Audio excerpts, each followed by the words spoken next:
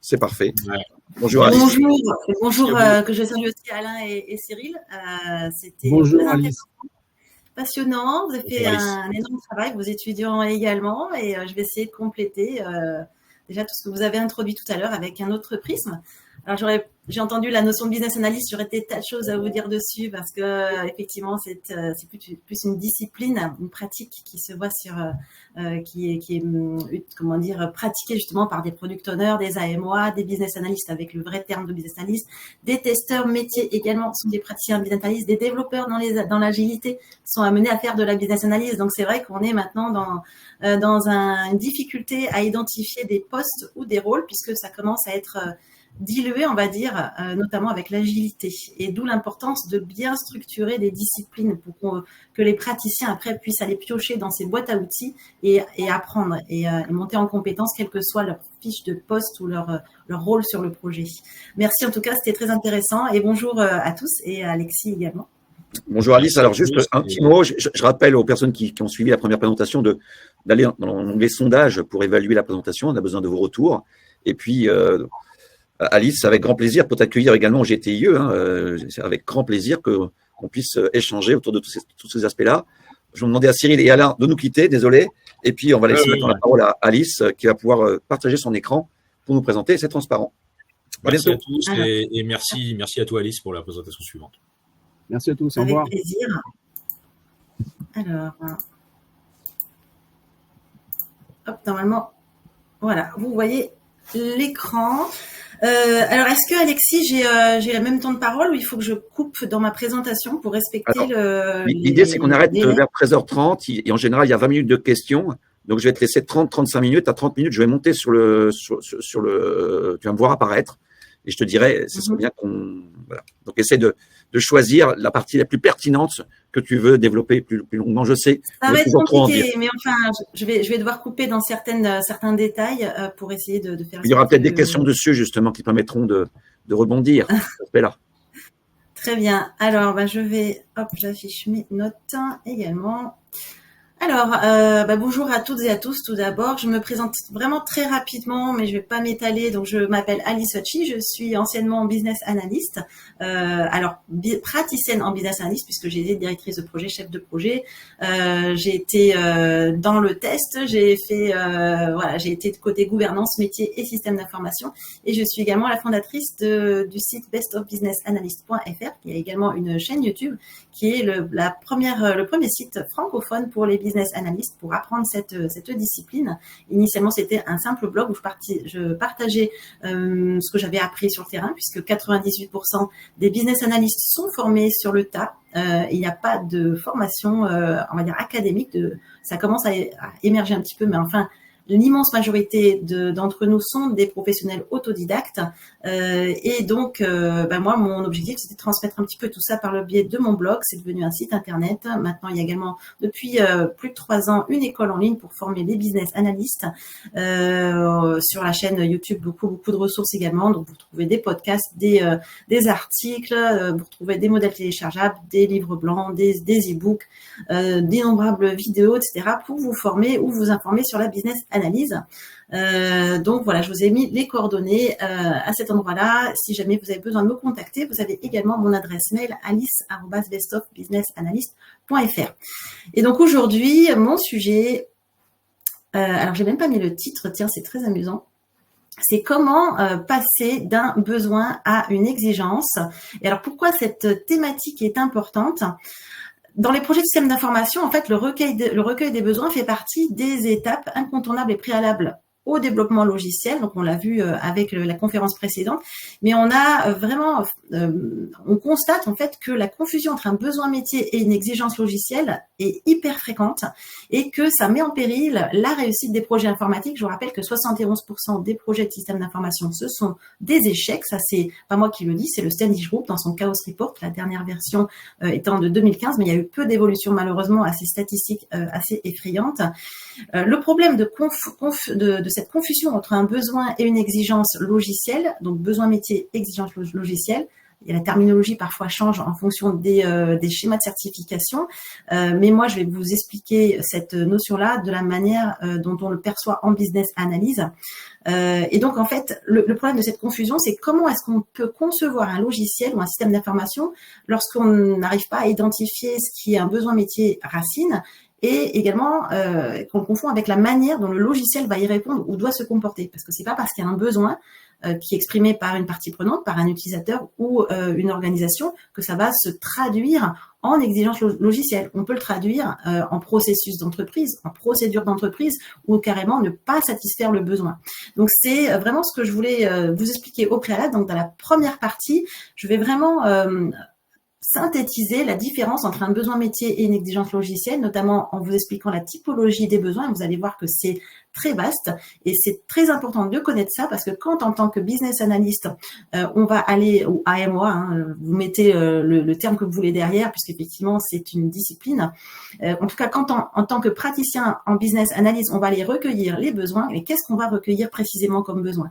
Sachant qu'il y en a certains qui sont exprimés, d'autres non exprimés, d'autres il y a une vision marketing, d'autres une vision sociétale, etc. Donc vous allez voir, avoir ça en tête, ça permet, quand on va aller voir nos parties prenantes et nos contributeurs, d'avoir en tête exactement le type de besoin qu'on va aller chercher. Parce que si on ne va pas chercher les bons besoins et que c'est pas exhaustif, clair, validé, consensuel, le problème c'est que derrière, en réaction en chaîne, les exigences qui permettront d'y répondre, seront elles aussi non exhaustives. Il y aura des trous dans la raquette, des erreurs de partout, et donc forcément la conception logicielle sera aussi erronée et la satisfaction utilisateur et de l'entreprise cliente également mauvaise.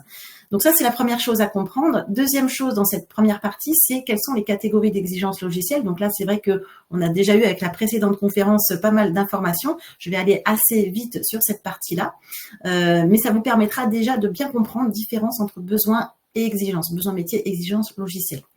Ça va nous permettre d'arriver dans une seconde étape avec disons cette phase que je vous propose de conversion des besoins en exigences logicielles. Donc on verra ça dans une deuxième partie. Et en troisième partie, je vous proposerai de voir ensemble les problématiques courantes que l'on rencontre justement dans cette conversion entre un besoin et une exigence logicielle. Et puis bien entendu, comme Alexis le disait, il y aura des questions-réponses à la fin. Alors la première chose à comprendre, c'est qu'est-ce que c'est qu'un besoin métier? Alors, un besoin métier, c'est l'expression d'un manque, d'une insatisfaction, d'une nécessité ou d'un désir. Et donc, les besoins métiers vont représenter les problèmes, les attentes ou les opportunités d'une organisation, mais sans détailler la solution. Les besoins métiers sont souvent exprimés en termes de haut niveau et ils décrivent ce que l'entreprise cherche, ou l'utilisateur d'ailleurs cherche à réaliser pour atteindre ses objectifs. Et ces besoins peuvent provenir de différentes parties prenantes, y compris d'ailleurs dans l'organisation, de la direction, des clients et pas seulement des utilisateurs. Alors les exigences logicielles, on l'a vu encore une fois précédemment, elles décrivent en détail comment un système ou une application doit fonctionner pour répondre aux besoins métiers. Et les exigences logicielles, vous voyez à l'écran, elles sont souvent divisées en exigences fonctionnelles, donc ce que le système doit faire, non fonctionnelles, comment il doit le faire, donc toutes les notions abordées par Alain et Cyril précédemment, performance, sécurité, durabilité, etc. Et puis, vous avez aussi une spécificité avec les exigences de transition qui sont temporaires et qui n'existent que lorsqu'on va passer d'un système existant au système cible. Et donc, ces exigences de transition sont à la fois fonctionnelles et non fonctionnelles et sont appelées à disparaître lorsqu'on aura migré vers un nouveau système.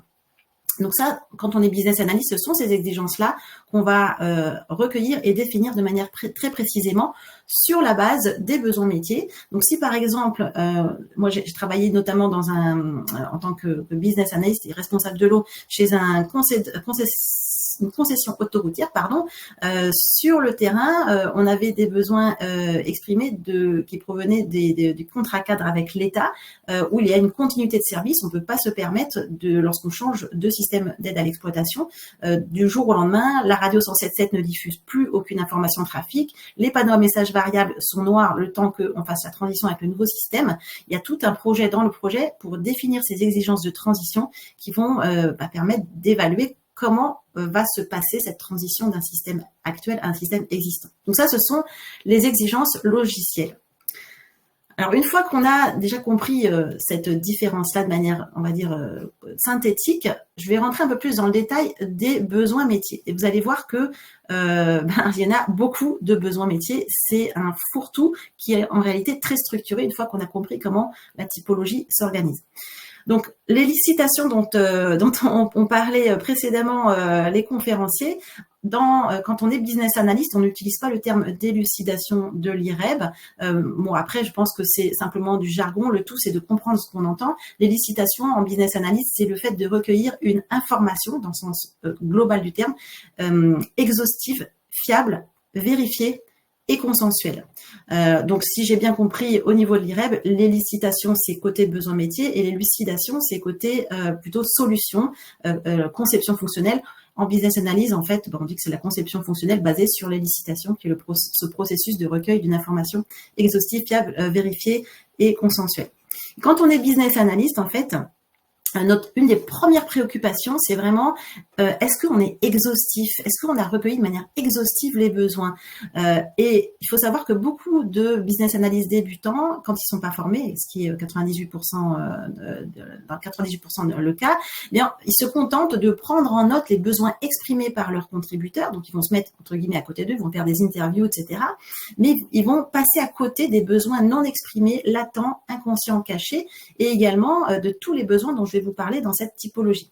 Donc, le prérequis avant de réfléchir à la transcription d'un besoin, donc transcription éventuelle en plus d'un besoin métier en exigence logicielle, c'est de s'assurer déjà qu'on a bien recueilli de manière exhaustive et fiable l'ensemble des besoins métiers. Alors, la première perspective des besoins qu'il faut prendre en compte, c'est la vision psychologique. Donc, je ne vais pas rentrer dans le détail.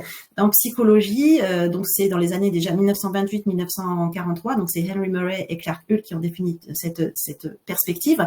Et à l'origine, on retrouve deux grandes catégories de besoins, qui sont les besoins primaires et les besoins secondaires. Donc, besoins primaires, c'est d'ordre physiologique, inné et devant impérativement être satisfait pour la survie de l'organisme. Vous avez faim, vous avez froid, vous avez soif, vous allez chercher à satisfaire ces besoins en mangeant, en buvant. Et puis le besoin secondaire, qui est d'ordre psychologique, et celui-ci, il n'est pas inné, il est acquis. Il peut ne pas être satisfait. Donc un besoin secondaire ne peut ne pas être satisfait, ce qui n'est pas le cas d'un besoin primaire. Ensuite, une autre perspective des besoins, c'est la fameuse pyramide de Maslow que vous connaissez. C'est la vision hiérarchique et motivationnelle. Donc, c'est la théorie de la motivation de Maslow 1943 qui va vraiment fournir l'une des premières typologies des besoins. On y retrouve une pyramide hiérarchique composée de 5 niveaux que vous connaissez sans doute quasiment tous. Donc, au premier niveau, on va retrouver les premiers besoins à satisfaire, c'est-à-dire les besoins physiologiques. Ensuite, on va retrouver le besoin de sécurité, le besoin d'appartenance, l'estime de soi et l'accomplissement personnel. Ça peut, les différents niveaux peuvent évoluer en fonction des cultures, également au niveau de l'époque où on se trouve.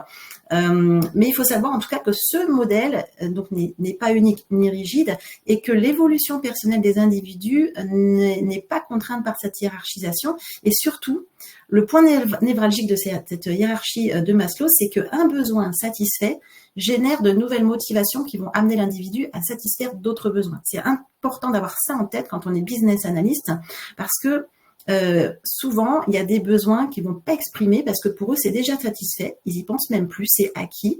Par contre, ils veulent satisfaire d'autres besoins auxquels, par exemple, l'application actuelle ne répond pas. Donc, tout notre travail, si on doit justement concevoir une solution, c'est déjà de mettre sur papier tout ce qui est déjà satisfait et qui apparaît pas forcément au premier abord.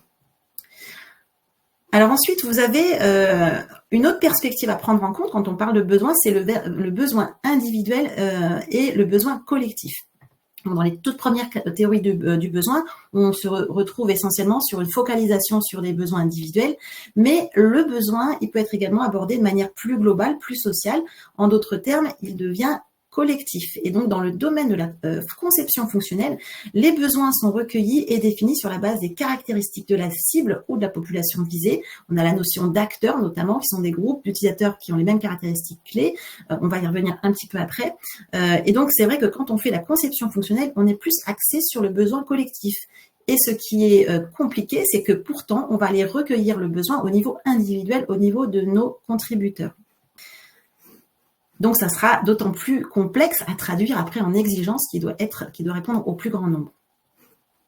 Alors ensuite, vous avez le besoin du point de vue marketing. Et ça, c'est important de l'avoir en tête puisqu'on a de plus en plus des organisations avec un grand O, des entreprises et des administrations qui sont justement organisées autour du produit et non pas du projet. Donc, on a un product owner, un business owner, un product manager, etc. Donc, la notion de marketing devient hyper importante lorsqu'on va, nous, en tant que praticiens dans les systèmes d'information, être amenés à recueillir les besoins et à les transformer en exigences logicielles. Donc, pour le marketing, la notion de désir ou d'émotion, elle est fortement rattachée à celle de besoin.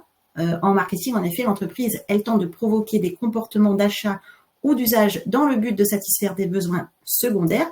Donc là, on va parler, par exemple, de besoins attractifs ou encore de besoins expérientiels, canaux, etc. Toutes ces typologies également et ces diagrammes que nous utilisons en business analyse notamment. Alors, pour satisfaire ces besoins expérientiels, l'accent est mis sur la création de contextes environnementaux ou relationnels afin de proposer plus qu'un produit. Vous avez sans doute en tête les grandes entreprises comme Apple qui sont très très fortes là-dedans, Red Bull et autres. L'objectif est d'immerger en tout cas le client dans une expérience plaisante qui permet d'amorcer en lui le désir de consommer. Autre chose, j'y suis allée un peu vite. Voilà, tant pis, j'ai loupé l'animation, mais c'est pas grave, vous avez à l'avant une petite teaser sur la catégorie suivante. Donc, on va parler de la première catégorie au-dessus, c'est la nature évolutive des besoins. Alors, c'est vraiment fondamental à comprendre. Un besoin, par nature, il est variable, il est changeant, il est relatif. Ça veut dire que les besoins ressentis par les utilisateurs sont dépendants de leur propre vécu et du contexte professionnel et socio-économique dans lesquels ils vivent. C'est la raison pour laquelle, quand on parle de conception logicielle et de produits de manière générale, on a de plus en plus la nécessité de comprendre les utilisateurs ainsi que leurs activités quotidiennes afin de recueillir leurs besoins. C'est d'ailleurs cette vision qui conduit en ergonomie des sites web, donc là c'est le UX UI design, à miser sur l'observation et la compréhension des agissements, de la manière de vivre de l'utilisateur et de sa façon d'interagir avec la solution cible en lien avec les éléments actuels de son environnement. Les UX UI designers manipulent notamment l'empathy map, l'experience map, etc., qui permet de comprendre ce contexte et qui permettent de comprendre en quoi les besoins vont évoluer. Alors, en conception, il faut savoir que en conception logicielle, en début de projet, les besoins en général, ils sont exprimés par différentes parties prenantes. Mais si on prend l'exemple d'un projet qui est géré en agile, bien au fur et à mesure que le projet évolue et avance, l'expression des besoins qui est émise au début, elle est modifiée en même temps que le projet lui-même. Donc, il y a une influence réciproque et mutuelle entre le besoin et la conception de la solution informatique, donc et les exigences, qui fait que l'on observe une évolution des besoins dans le temps. Et puis aussi, il y a quelque chose d'important à noter, c'est que dans le domaine de la conception logicielle, la notion de satisfaction des besoins, elle est très tributaire aussi des capacités technologiques existantes. Aussi, quelque chose de très important, c'est le troisième point de cette nature évolutive des besoins, c'est que l'étape ultime de l'évolution des besoins est que la concrétisation de celui-ci modifie son essence, puisqu'un besoin réalisé, accompli, n'est plus ressenti comme un besoin et disparaît. Mais quand nous, on va aller recueillir des besoins, mettons des consultants extérieurs à l'entreprise, et donc on va aller recueillir les besoins, mais parfois, souvent, nos interlocuteurs ne savent pas exprimer l'intégralité de leurs besoins, puisque ceux-ci ont disparu avec leur satisfaction par le biais du précédent logiciel, par exemple. Donc ça, c'est aussi quelque chose de très important à garder en tête. Et ce qui m'amène du coup à cette notion de besoin non conscient, non exprimé, donc tout ce qui est inconscient, latent, caché. Les besoins ne sont évidemment pas tous conscients, ni exprimés clairement par les parties prenantes, je l'ai évoqué juste avant. Et donc ça, c'est tout l'art de l'élicitation qui conduit le business analyst à recueillir et à vérifier les besoins exprimés comme non exprimés, car inconscients, latents ou cachés. Et donc là, vous voyez ici sur cette petite matrice de la connaissance et de la conscience, c'est en deux axes. Donc, un axe de la conscience et l'axe de la connaissance. La catégorie 1, donc c'est toutes les connaissances dont le SME, donc SME c'est Subject Matter Expert, c'est notre contributeur, le sachant, c'est celui qui sait, qu'on va aller interroger. Et donc dans cette catégorie, c'est la catégorie en vert, à l'axe, donc à l'intersection de conscient et sait, eh bien le SME, il est conscient de ses connaissances. En d'autres termes, toutes ces connaissances qu'il est conscient de savoir et dont il sait que les autres personnes auront également besoin qu'on leur fasse connaître, eh bien, se trouvent dans cette case-là. Donc, ce sont des informations qu'il va spontanément vous partager lors du recueil des besoins, et ce sont des besoins qu'il va être en mesure d'exprimer relativement clairement. Après, la case orange, à côté, à droite, c'est lorsque le SME n'est pas conscient, mais qu'il sait. Donc, pour résumer, ce sont les connaissances dont le SME, donc votre expert, contributeur, eh bien, il n'est pas au courant que ce sont des connaissances à exprimer. En gros, ça peut être toutes ces choses qui sont intrinsèquement connues de ceux qui partagent la même expérience, la même formation ou la même profession. L'expert, le SME, donc le subject matter expert, peut donc ne pas se rendre compte qu'il doit en parler à son interlocuteur, au business analyst, parce qu'en fait, il suppose que tout le monde sait ce qu'il sait, ou alors il les maîtrise si bien qu'il n'y pense même pas. Le jargon professionnel, typiquement, les acronymes, etc., ou encore un processus en place depuis longtemps dans l'organisation, ils font typiquement partie de cette catégorie. Après, on va passer aux catégories du bas, donc le BA, le business analyst. Alors, dans cette catégorie, donc la catégorie qui est la catégorie orange, en fait, à l'axe de la conscience et de la connaissance, le BA, donc on va retrouver toutes les connaissances non maîtrisées par le business analyst, mais il a conscience qu'il ne les maîtrise pas. Donc, il va savoir poser des questions sur ces sujets pour collecter l'information. Il s'agit le plus souvent de la première ébauche de la trame de questions qu'il va rédiger en début de projet. Et au fur et à mesure que les licitations progressent, eh bien, le business analyst accroît sa prise de conscience excusez-moi, sur ces domaines de connaissances, ce qui lui ouvre d'autres perspectives de questionnement pour approfondir sa compréhension. Et c'est dans ce contexte d'ailleurs que les connaissances non exprimées de la catégorie 2, juste donc du SME, ce dont le SME n'est pas au courant que ce sont des connaissances à exprimer, eh bien c'est dans ce cadre-là que ces connaissances-là du SME doivent absolument avoir été identifiées. Et puis, on va retomber sur la catégorie la plus dangereuse. C'est la catégorie en rouge, danger. Dans cette catégorie, eh bien, on va trouver toutes les connaissances dont le business analyst ignore même l'existence. Ce sont des informations dont il n'a pas connaissance et dont il ne sait même pas qu'il pourrait en avoir besoin. Ça peut, par exemple, être le cas justement des cas aux limites, de règles spécifiques ou de combinaisons de données qui ne sont pas communiquées. Donc, à ce stade-là, avec cette explication sur la typologie des besoins, vous devez commencer à percevoir comme il peut être complexe de recueillir les besoins métiers de manière exhaustive et en quoi eh bien, ils sont cruciaux pour définir par la suite les exigences logicielles et donc pour être en mesure de bien les convertir. Alors, on va passer assez rapidement sur les catégories d'exigences parce qu'on a déjà eu Alain et Cyril précédemment qui en ont bien parlé.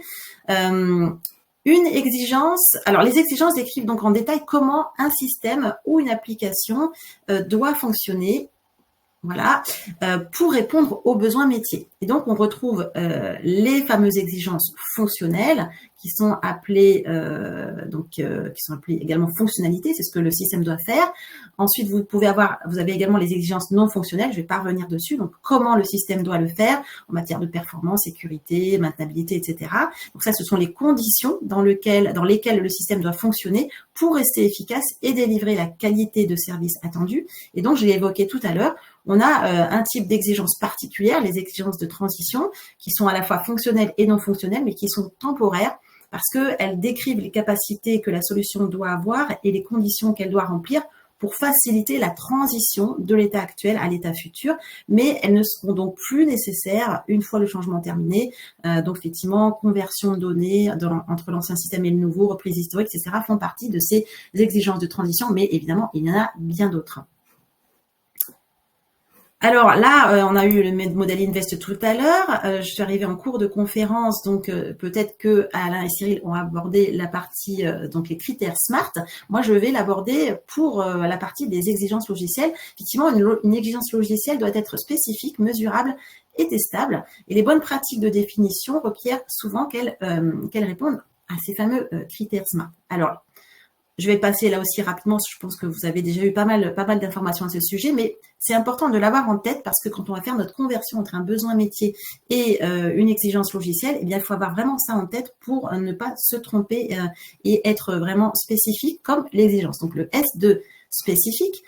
Une exigence spécifique, c'est-à-dire précise, Ça veut dire également qu'elle doit être claire et non ambiguë, cohérente, donc avec l'utilisation de la même terminologie, quelle que soit la documentation, et également simple, pas de phrases à rallonge. Une exigence mesurable, ça signifie qu'on doit pouvoir mesurer l'avancement de l'exigence au regard de son objectif. Par exemple, comment est-ce qu'on sait que l'exigence sera réalisée? Est-ce que il y aura une pop-up qui signale le succès ou l'échec, etc. Ce genre de choses fait qu'une exigence peut être considérée comme mesurable. Et les indicateurs de succès ou d'échec, d'ailleurs, doivent aussi être mesurables. Dans le A de atteignable, alors, est-ce que, on en a parlé, alors atteignable et profitable, c'est des termes parfois en traduction en anglais, vous allez retrouver si vous regardez sur Internet, parfois c'est pas exactement le même vocabulaire, mais la signification derrière est toujours la même. Donc, A comme atteignable ou profitable, est-ce que l'exigence vaut la peine d'être implémentée? Est-ce que cela amène vraiment de la valeur à la chaîne de processus de l'organisation? Donc tout à l'heure également, on en a entendu parler. Est-ce que ça en vaut la dépense budgétaire? Est-ce que, alors, parce que parfois un besoin métier, en fait, il peut être satisfait, mais de manière beaucoup plus simple et moins coûteuse. Par exemple, on peut mettre en place une fonctionnalité d'impression dans un logiciel, mais c'est pas forcément nécessaire. Parfois, on utilise la fonctionnalité native du navigateur Internet et ça suffit largement par rapport aux besoins. Donc, est-ce que c'est profitable? Est-ce qu'elle est réaliste ou appropriée? Est-ce qu'elle est alignée sur les objectifs de l'organisation et les contraintes identifiées au préalable, en particulier les contraintes technologiques et de la gestion de projet? Et puis, comme temporel, on est capable de faire un lien entre et traçable entre le besoin métier, source et l'exigence logicielle. Donc ça, c'est important aussi d'avoir ça en tête pour, lorsqu'on écrit des exigences logicielles, on soit capable de les faire passer au filtre, au tamis de toutes ces différentes spécificités. Alors, je précise aussi parce qu'en écrivant cette conférence, j'ai parfois hésité sur le terme à utiliser. Donc, je vous ai donné le nom de temporel, parfois c'est traçable, approprié, etc. Donc, si vous avez des questions à me poser, d'ailleurs, dans la boîte de questions-réponses, n'hésitez pas, pour pas qu'il y ait une ambiguïté sur cette terminologie. J'ai juste pas trop le temps de rentrer dans le détail dans cette conférence. Voilà, donc là, on est à cette notion d'exigence et comment faire en sorte qu'elle soit décrite de manière non ambiguë, puisque après, lorsqu'on va convertir le besoin en exigence, on devra avoir ça en tête de manière claire et précise. Alors, c'est la deuxième étape de cette conférence, c'est comment on va convertir des besoins en exigences logicielles. Moi, je vous propose une démarche en 7 phases. Donc, la première phase, ça sera d'analyser, de prioriser et de valider les besoins. Dans la seconde, d'identifier les acteurs. Dans la troisième, de traduire les besoins validés en une liste d'exigences fonctionnelles priorisées. Dans la quatrième, d'identifier les ENF, exigences non fonctionnelles. Dans la cinquième étape, de documenter les exigences logicielles. Dans la sixième, de les valider. Et dans la septième étape, de mettre en place un processus de gestion de demande des changements, sujet qu'on a entendu aussi dans la précédente conférence. Donc, je vais les expliquer point par point. Donc, la première étape, il s'agit donc de l'analyse et de la priorisation et de la validation des besoins. Donc, vous avez compris ce qu'était un besoin, vous avez vu c'était assez complexe, que la typologie est assez vaste. Donc l'objectif de cette étape, c'est de s'assurer que les besoins recueillis sont clairs, pertinents et alignés avec les objectifs stratégiques de l'entreprise. C'est ça qui permet de jeter les bases solides pour la phase suivante qui sera la traduction en exigences logicielles. Donc premièrement, la clarification, c'est-à-dire que les besoins recueillis peuvent être vagues, ambigus ou généraux. Donc, la première étape va consister à clarifier ces besoins en posant des questions supplémentaires, en rediscutant avec les parties prenantes ou en organisant des ateliers. Deuxième, on va dire, étape du processus de cette première étape, c'est d'éliminer les redondances, puisque les besoins ils peuvent être recueillis à partir de différentes sources, ce qui peut entraîner des doublons. Et il est essentiel d'identifier et d'éliminer ces redondances pour éviter les confusions ultérieures. Alors, Alain et Cyril ont parlé tout à l'heure de mind mapping. C'est aussi un outil qu'on peut utiliser pour éliminer ces redondances. La priorisation est une autre activité. Alors, tous les besoins ne sont pas de la même importance. Certains, ils peuvent avoir un impact direct sur les objectifs stratégiques, tandis que d'autres peuvent être ce qu'on appelle des nice to have. Hein. C'est sympa à voir, mais c'est pas critique. Donc là, il y a effectivement un certain nombre de méthodes comme MOSCO, donc must have, should have, could have, won't have, pour prioriser les besoins. Il y en a bien d'autres également, mais je vous en donne une parmi d'autres. Donc, priorisation des besoins. Ensuite, dans cette première étape, on va aussi, avant de passer à l'étape suivante, on va devoir valider en fait les besoins triés en interne pour s'assurer qu'ils sont prêts à être traduits en exigences. Donc ça, c'est vraiment une phase à ne pas bâcler qui est également cruciale. Sinon, vous allez vous retrouver avec parfois des ateliers au niveau des exigences où les gens sont pas d'accord, ils vont dire bah non, c'est pas si important que ça, c'est pas critique, ça c'est plus important. Et ils vont remettre en cause en fait la priorisation que vous aurez peut-être pas validée en amont. Le feedback des parties prenantes, donc après le tri initial, présenter les besoins triés aux parties prenantes principales pour obtenir le retour est vraiment important. Ça garantit que ça n'a pas été mal interprété ou omis. Et puis également, on retrouve la documentation. Documenter les besoins triés de manière structurée pour servir de base pour la traduction en exigences logicielles est évidemment fondamental, même si on est dans un mode agile où la documentation n'est pas la priorité. Néanmoins, il y a toujours, ça ne veut pas dire qu'on ne documente pas en agile, ça veut dire que ce n'est pas la priorité. Donc, la documentation reste hyper importante à ce stade-là. Deuxième étape, donc dans cette conversion de besoins en exigences, donc là où on a eu donc des besoins qui ont été identifiés, qui ont été triés, priorisés et validés et documentés. Et là, on va passer dans une étape d'identification des acteurs. D'abord, il faut reconnaître la première étape avant cette identification d'acteurs, c'est de reconnaître toutes les parties prenantes impliquées afin de comprendre leurs besoins et préoccupations. Une partie prenante n'est pas un acteur et n'est pas un contributeur. Les parties prenantes, c'est quoi? C'est toute personne physique ou élément matériellement intéressé par les résultats du système à l'étude. Donc, ils sont intéressés, ça ne veut pas dire qu'ils vont interagir avec le système à l'étude. Ça inclut quand même, évidemment, tous les utilisateurs finaux qui, eux, vont interagir. Donc, ils sont matériellement intéressés et également ils utilisent l'application cible. On a la direction de l'entreprise, les développeurs, des parties prenantes externes clés, etc., etc. Donc, c'est vraiment le point de départ d'identification des acteurs, c'est d'identifier les parties prenantes. Les acteurs, qu'est-ce que c'est? C'est en fait toutes les personnes physiques et tous les éléments qui interagissent avec le système à l'étude. Sauf que ces acteurs, eh bien, c'est en fait plutôt des regroupements d'entités, on va dire, qui possèdent des caractéristiques communes. Et donc, lorsqu'on va modéliser, quand on réfléchit à la conception logicielle de la solution cible, c'est la première modélisation qu'on fait, nous, business analysts, c'est celle qui relie les acteurs aux fonctionnalités du logiciel. Et le diagramme qui modélise cette interaction acteur-système s'appelle notamment un cas d'utilisation en UML. Le fait de connaître les acteurs qui interagissent avec le système d'information à l'étude, c'est donc le point de départ pour identifier les fonctionnalités. Alors, comment on fait pour identifier? Alors, je vois que je n'ai pas, je suis emportée dans la conférence et j'oublie de vous cliquer pour vous afficher ce que je vous raconte à l'écran. Donc, voilà, donc on a parlé de ça. Et donc, l'identification des acteurs, c'est donc ce que je commençais à aborder. On va partir de la liste des parties prenantes et puis on va garder celles qui ont une action en consultation ou en modification ou en suppression sur le logiciel à l'étude. Donc, je vous rappelle, partie prenante, un intérêt de près ou de loin au système à l'étude. On va filtrer celles qui ont une action réelle en consultation, modification ou suppression sur ce logiciel. Le but après est de regrouper les parties prenantes par rôle ayant la même utilisation de la solution logicielle cible. L'analyse des interfaces est éventuellement déjà menée s'il y a des systèmes d'information autour en fait de celui que vous étudiez. C'est également un moyen d'identifier les acteurs systèmes qui, eux, ne sont pas des utilisateurs humains, mais qui, néanmoins, interagissent avec le système à l'étude. Donc ça, c'est la deuxième étape d'identification des acteurs. En troisième étape, on va voir donc la traduction des besoins validés dans la première étape en une liste d'exigences fonctionnelles priorisées. Alors, dans cette étape, il va s'agir de convertir les besoins métiers en description détaillée de ce que le logiciel doit faire, ce qui inclut fonctionnalités, interfaces et interactions requises. Le but principal, c'est de transformer les besoins métiers généralement formulées en langage naturel et à un niveau plutôt élevé, en exigences spécifiques, mesurables et testables, donc les SMART, qui vont guider le développement logiciel.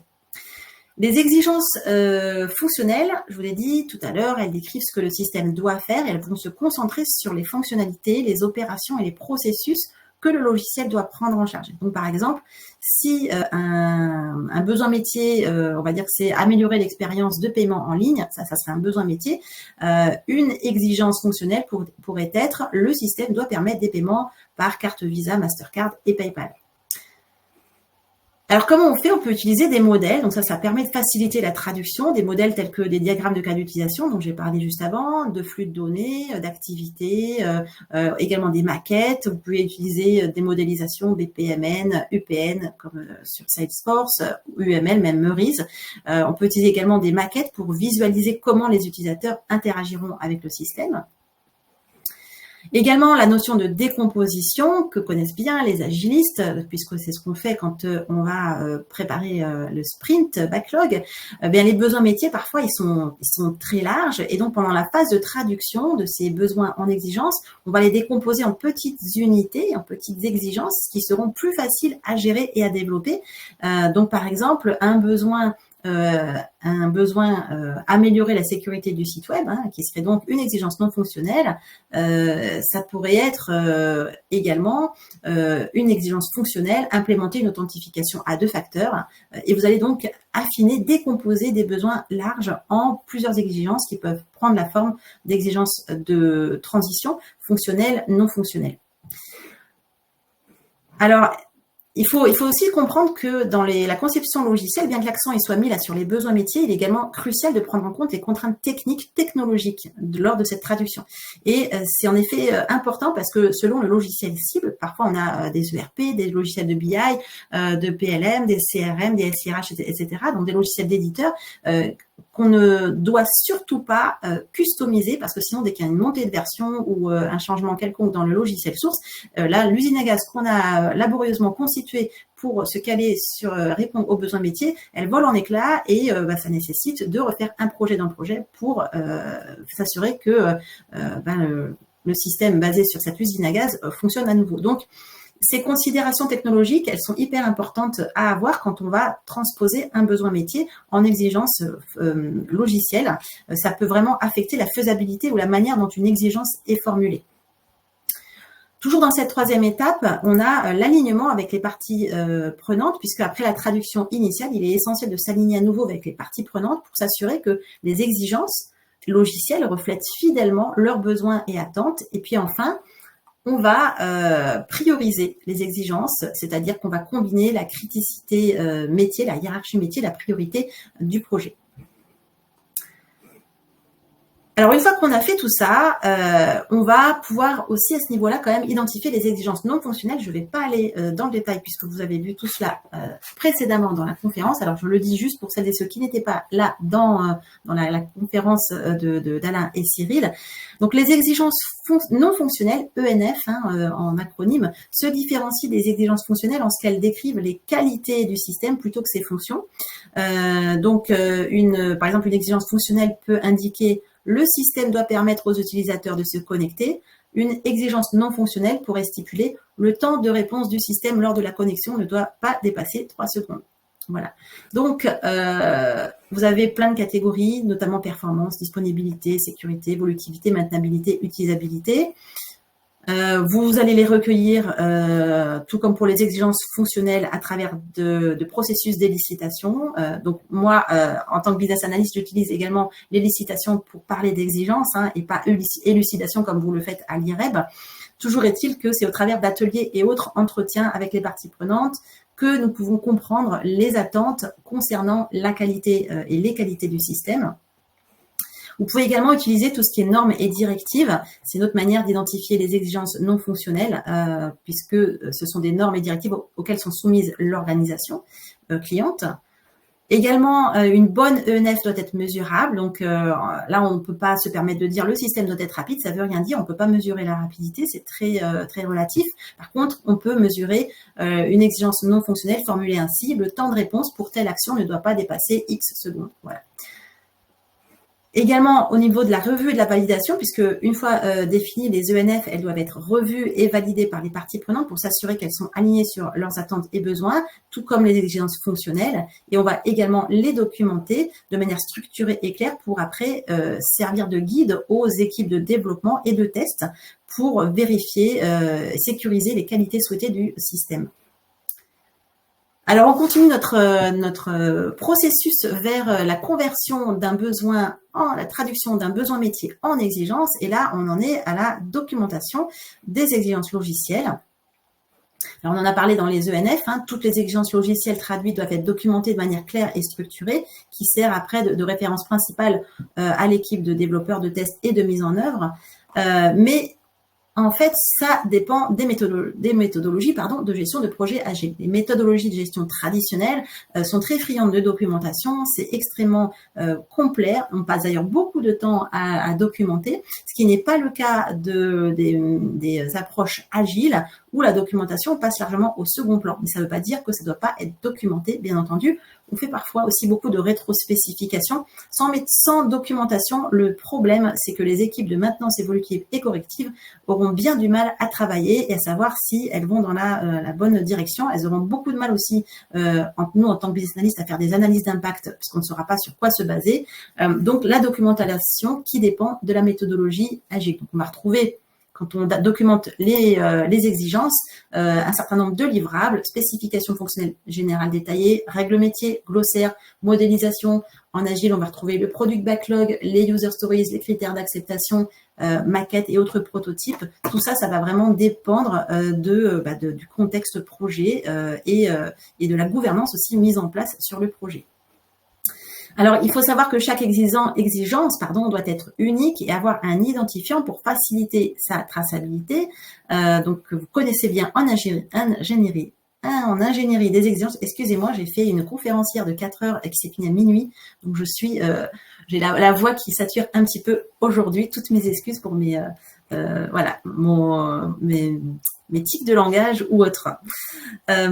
Donc, traçabilité, hyper important. Le fait de s'assurer que chaque exigence est reliée à sa source, par exemple, un atelier, une interview, un document existant, un besoin métier, eh bien, ça facilite les modifications futures et la justification des exigences. Il faut aussi noter que dans les projets agiles, pour chaque exigence, on va définir justement des critères clairs qui vont déterminer comment savoir si l'exigence est satisfaite lors du développement des tests, et ce qu'on appelle donc ces critères d'acceptance. Autre chose qui est importante quand on va documenter les exigences logicielles, c'est l'historique des révisions, parce que donc on va à cette étape-là garder en fait une trace des modifications apportées au document, y compris la date, l'auteur et une brève description du changement. Et puis enfin, on va inclure, ici, je l'ai pas ajouté, excusez-moi, non, je l'ai mis, approbation. On va inclure une section pour la signature et les approbations des principales parties prenantes. C'est pas du luxe, ça confirme vraiment que les exigences ont été revues et acceptées et ça permet d'éviter des guerres entre maîtrise d'ouvrage et maîtrise d'œuvre notamment. Ensuite, on va passer à la 6e étape qui est l'étape de validation des exigences logicielles. L'objectif, c'est de s'assurer que les exigences sont correctes, complètes, réalisables, alignées avec les besoins et les objectifs métiers. Et donc, ça vise à identifier et à corriger les erreurs ou les omissions avant le début du développement. Donc, il y a plusieurs manières de faire. Une révision par les pairs, on va demander aux collègues, aux experts du domaine d'examiner les exigences parce qu'ils ont peut-être une perspective différente, ils vont peut-être identifier des problèmes qu'on n'a pas repérés. On a bien évidemment les ateliers de validation avec nos parties prenantes pour passer en revue les exigences et de s'assurer qu'elles sont bien comprises et aussi acceptées, puisque derrière, il y aura, quand on est business analyst, une partie de conduite du changement. Et donc, de faire cette étape-là permet également de faire accepter toutes ces exigences par les parties prenantes. Ensuite, vous avez l'utilisation de prototypes dans certains cas qui sont très, très utiles pour visualiser comment le système final fonctionnera et ça peut aider à identifier les ambiguïtés ou les imprécisions dans les exigences. On va évidemment revérifier la traçabilité. On va s'assurer que chaque exigence peut être reliée à un besoin métier source et donc pour garantir que toutes les exigences, elles ont une raison d'être et qu'on n'a pas inclus d'exigences superflues. La vérification de la cohérence également est importante, s'assurer qu'il n'y a pas de conflit ou de contradiction entre les exigences. Par exemple, 2 exigences ne devraient pas spécifier des comportements contradictoires pour le même scénario. On a parlé des critères d'acceptance, donc effectivement pour chaque critère, pour chaque exigence, on va définir des critères d'acceptation clairs qui spécifient comment on saura en fait que, notamment lors des tests, que l'exigence a été satisfaite. Ça sera lors du développement et des tests. On va vérifier et valider la faisabilité. Est-ce que techniquement elles sont réalisables? Est-ce qu'elles peuvent être mises en œuvre dans les contraintes de temps et de budget du projet? Ça aussi, ça fait partie des choses à vérifier dans cette étape 6. On va les documenter, donc on va garder une trace des commentaires et des retours reçus lors des sessions de validation. Ça peut être utile pour références futures ou pour résoudre des désaccords ou des ambiguïtés qui peuvent arriver plus tard. Ça, c'est très fréquent quand on est sur les projets de système d'information. Une nouvelle partie prenante arrive, elle ne comprend pas pourquoi on a pris telle ou telle décision, et donc c'est important d'avoir historisé tout cela. Et puis la revalidation, évidemment, si des modifications majeures sont apportées aux exigences suite aux sessions de validation, il peut être nécessaire de les valider pour s'assurer que les changements sont appropriés. Alice, je vais me permettre de faire juste un petit point. Alexis, je fais le plus vite passé depuis très longtemps le temps, il est 42 minutes. On a commencé on plus tard accélère aussi, parce que sinon on n'aura pas de temps pour les questions. Voilà, c'est juste ça. Ouais, tout à fait. Mais on a commencé beaucoup plus tard aussi, ce qui fait que. Oui, mais c'est 41 minutes. Moi, je suis parti là, 42 minutes là. Je suis parti pile poil avec mon téléphone. 42 minutes, c'est beaucoup là, déjà.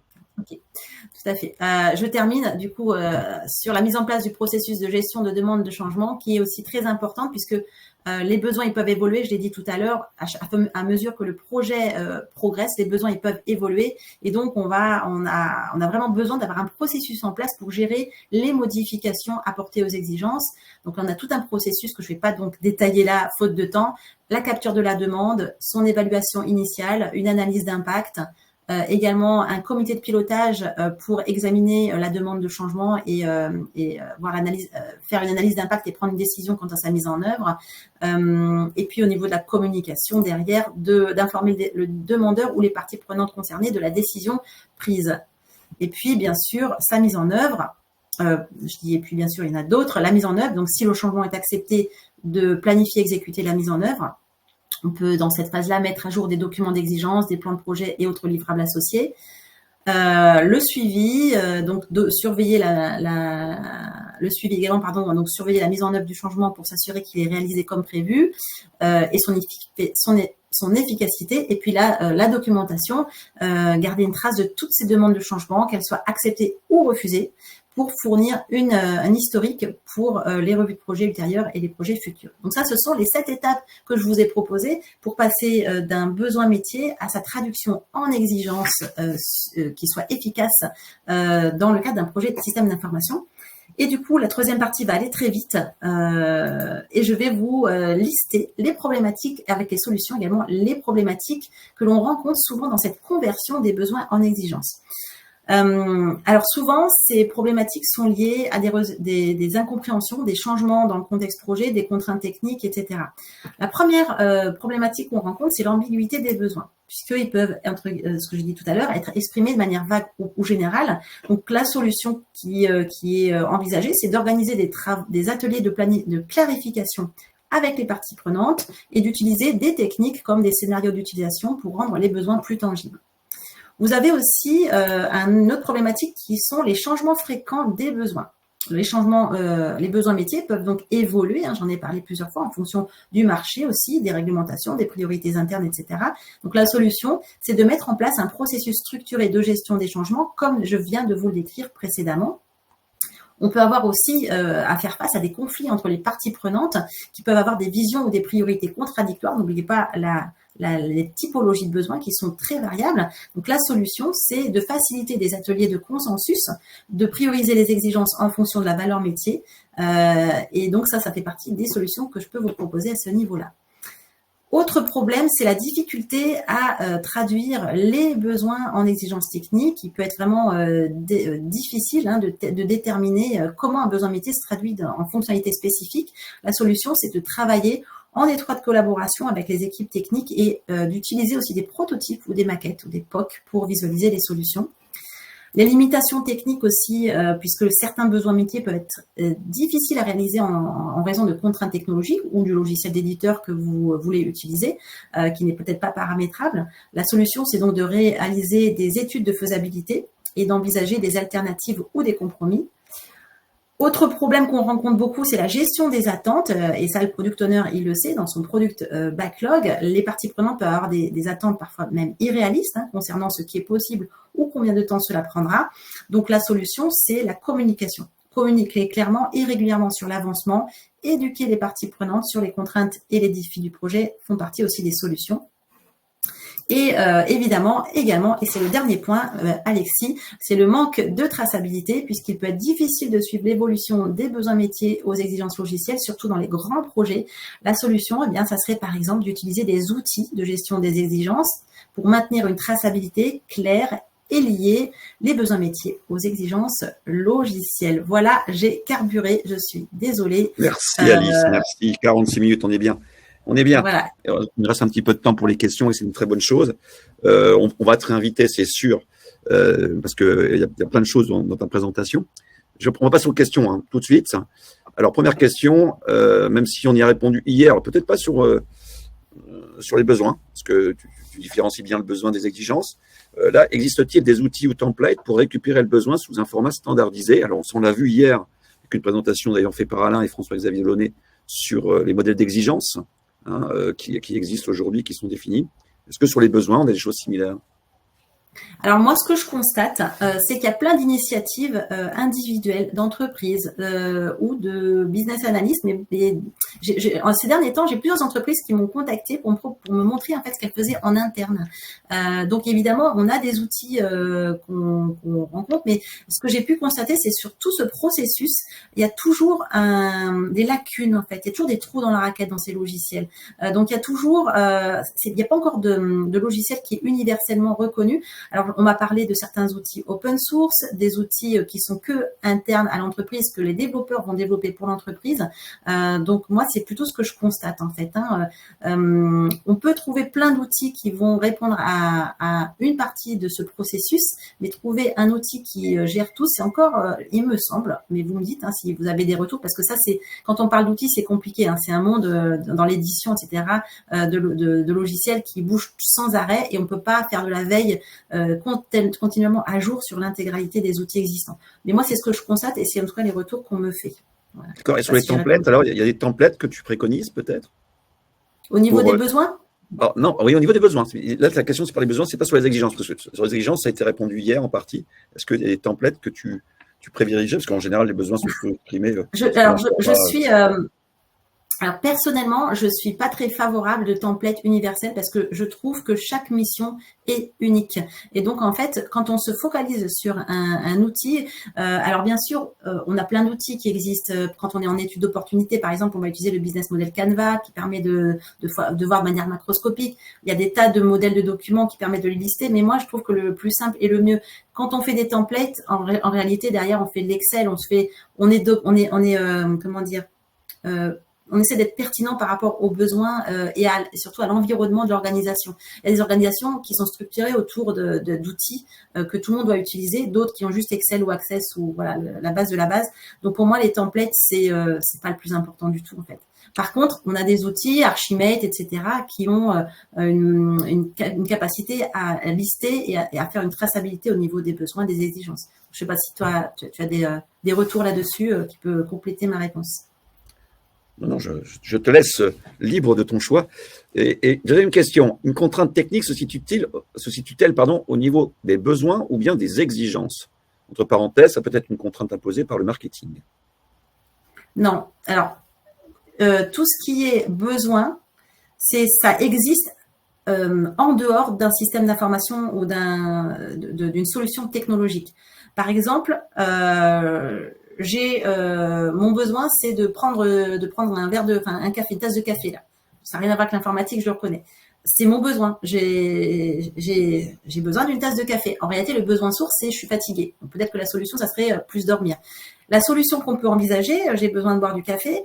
Alors, on va étudier, est-ce que c'est en entreprise? Est-ce qu'il faut une machine, un distributeur pour les collaborateurs?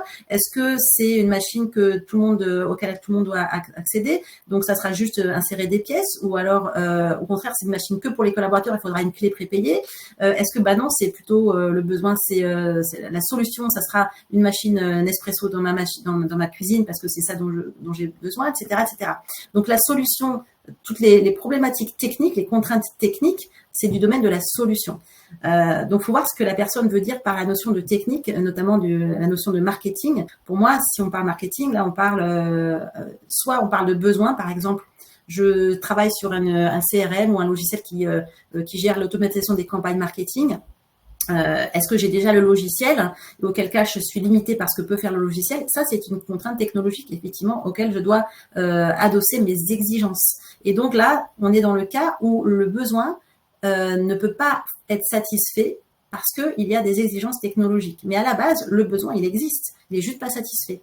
Ou il peut ne pas être satisfait. Question suivante. Qu'en est-il des règles de gestion dans ce processus de traduction de besoin en exigence? Alors, un besoin peut se traduire de multiples manières. Ça peut se traduire en exigence fonctionnelle, en règles métiers, en exigence non fonctionnelle, en UX, UI, en ergonomie, etc. Donc, le besoin, à la base, on peut l'adresser et le satisfaire de multiples manières. Ça sera notre travail, justement, dans cette conversion d'un besoin en exigence, de réfléchir à la meilleure solution possible.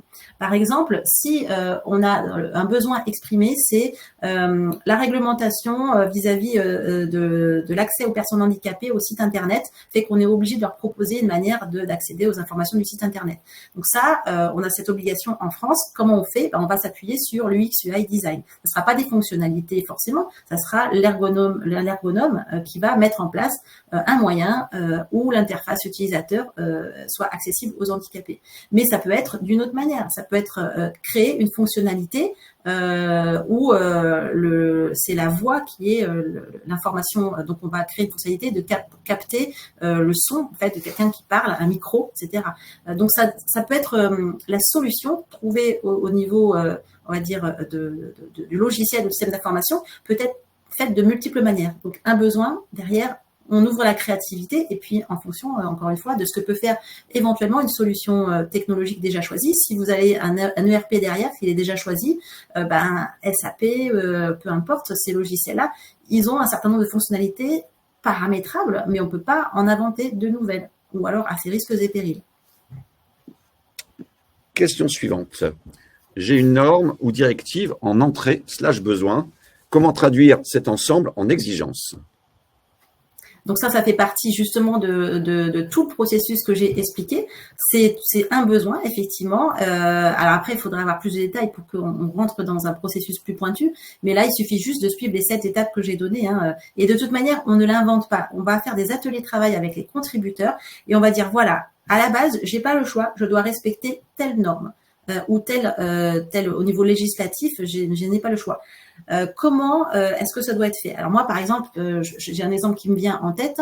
Quand j'ai travaillé dans les croisières, donc j'étais responsable des interfaces entre les bateaux et les services à terre, et il y avait des exigences au niveau des douanes. Donc quand les passagers débarquaient au niveau des ports d'escale, il fallait fournir aux autorités locales de l'escale la liste des passagers avec toutes les informations, le passeport, etc., pour les autoriser à débarquer et faire leurs excursions à terre. Chaque port d'escale, chaque pays avait des exigences très particulières et donc en fait, selon les cas de figure, on a réfléchi à comment faire. Par exemple, est-ce qu'un simple fichier exporté du logiciel suffisait et transmis par mail?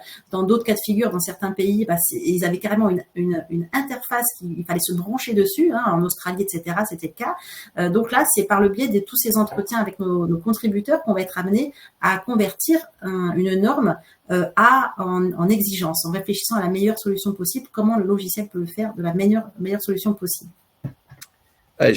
Sur l'utilisation du mot besoin qui pose problème à une personne, l'utilisation du terme de besoin n'est-elle pas une forfaiture?